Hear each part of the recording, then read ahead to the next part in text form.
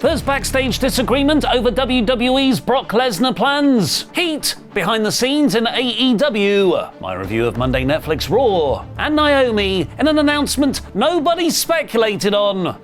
Is pregnant. I'm Ollie Davis, and this is the WrestleTalk News. Support WrestleTalk! 2 weeks ago, Bret Hart told a story about how WWE invited him down to SummerSlam so they could show him in the crowd, but when he got there, they told him they didn't have any seats. WWE told Hall of Famer Bret Hart they didn't have a seat for him on a two-night, not sold-out SummerSlam. And to make matters worse, I noticed Kevin Nash got a seat. Bret felt disrespected. We all felt disrespected. The Bret felt disrespected. But now an interesting new development has come out. Kevin Nash wasn't there. The coolest wrestler to have ever lived, Kevin Nash, has now given his side of the story on his podcast. Well, number one, I didn't go to the show because I knew I didn't have a seat. It turns out Nash only attended SummerSlam to do a signing inside the arena, and then he left. Because it's bad enough to have to watch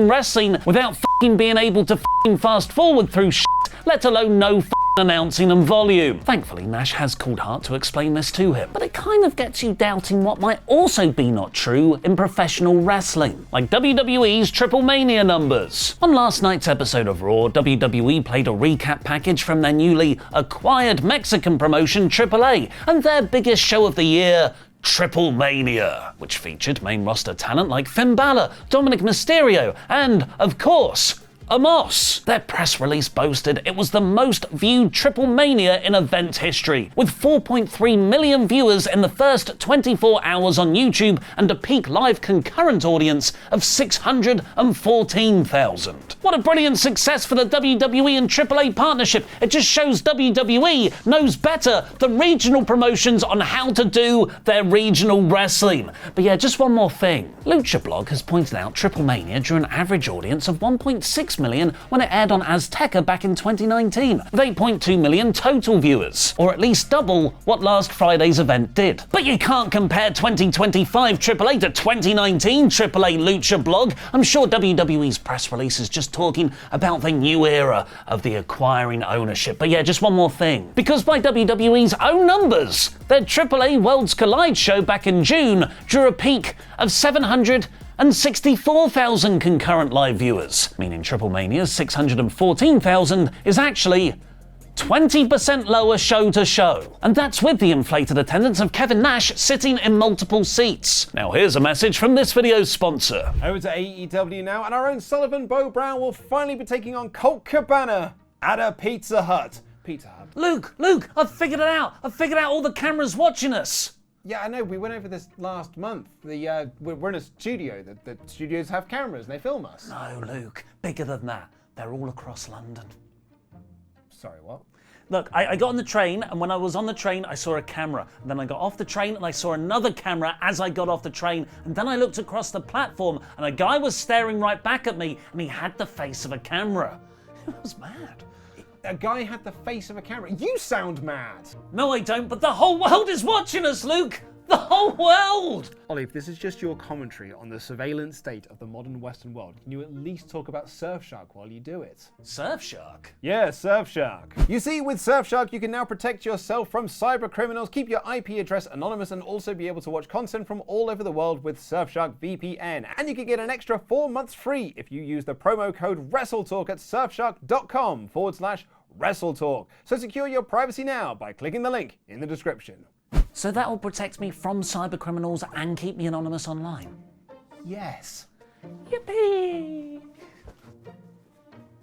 Brock Lesnar made his WWE return in the closing moments of SummerSlam after a 2-year hiatus from the company. 18 of those months away were because he was referenced in the Janelle Grant lawsuit against Vince McMahon, and WWE's legal team wouldn't clear using him. Something obviously changed last month, where WWE got the sign-off for Lesnar to return. And his first reported match will be against John Cena, who he attacked at the end of SummerSlam at a special, as yet unannounced, WWE show on the 20th of September, which just so happens to be the same day as AEW's All Out pay-per-view, but they're not competition. There are a lot of questions around this new event. Will it be called WrestlePalooza, like WrestleVotes claim? Will it go on ESPN as an early preview of WWE's new PLE deal, which is due to start in April 2026? Will it actually mark the start of the ESPN era? As Wrestling Observer Live have reported, there's talk all WWE PLEs from this show onwards will move onto the platform. Will Bret Hart get a seat to watch it? But there's also the oldest wrestling question of them all. Who's going over? According to Bodyslam.net, many in WWE want Cena to win the match, as it's his retirement year. But some key figures in the company believe Lesnar should win, as it's his first match back following 2 years out. Over in AEW, there's a different kind of disagreement. A disagreement-housem. Danhausen thinks he should be let go if AEW have nothing for him, whereas AEW feel his contract should be made even longer. Danhausen signed with AEW back in 2022, but he was put out for an extended period of time when he tore his pectoral muscle. He made one appearance at last year's ROH Final Battle show, but hasn't been seen since. According to Fightful, Danhausen's contract was due to expire on the 1st of July, but AEW added what seems to be a significant amount of time, maybe for time missed due to injury, maybe by picking up an option, which now takes his contract well into 2026, despite Danhausen requesting he leave the company after barely being used the last couple of years. AEW initially launched under the guise of not behaving like WWE, who would frequently elongate talent contracts to stop them working elsewhere, despite not using them. But over the last year, with the likes of Ricky Starks, Penta, and now Danhausen, they've done just that. Now it's time for my review of Monday Night Raw. In about 5 minutes. I'm starting to feel like I'm being personally trolled. For the last several weeks, Luke and I have been saying on the podcast that Seth's Vision faction is feeling increasingly like the repetitive, suffocating reigns of Triple H's Evolution or Seth's previous faction, the Authority. Raw episodes all start and end the same way. 20-minute opening in-ring promo of the Vision introducing themselves and then really doing nothing of note, and closing with the Vision main event, mostly with them all standing tall. So of course this episode began with a 20-minute in-ring Vision promo. At least there were some different riffs on the usual I'm Paul, here's Bron, here's Bronson, here's Seth, as they were in Philadelphia, the birthplace of Heyman's ECW, which let him do a Boo Earns gag, saying the crowd were chanting for Paulie, not OTC, and brilliantly pointing out Tommy Dreamer is still alive, to which Breaker went, he's not dead! Breaker continues to be the best thing about the Vision. When Seth tried to rile him up by saying Jey Uso was calling his family fat asses, setting up an Extreme Rules match between them in the main event. Asuka and Kairi Sane apologized to Io Sky after their falling out last week and promised not to come out to help Sky against Raquel Rodriguez, even though Roxanne Perez